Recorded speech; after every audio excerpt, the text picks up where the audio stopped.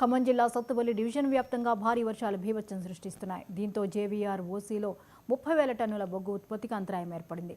కిస్టారం ఓసీలో 8 టన్నుల బొగ్గు ఉత్పత్తికి ఆటంకం ఏర్పడినట్లు అధికారులు తెలిపారు.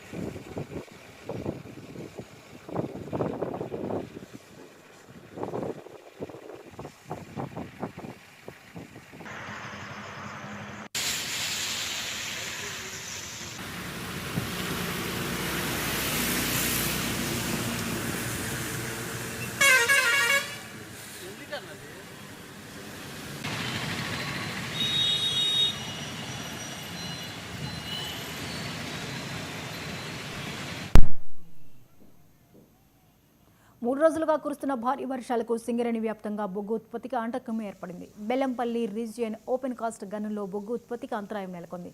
Mandamarri area, Kasipet, open cast Srirampur, Ramakrishnapur ఏరియాల్లో ఓపెన్ కాస్ట్ గనుల్లోకి భారీగా వరద నీరు చేరడంతో బొగ్గు వెలికితీత పనులు నిలిచిపోయాయి.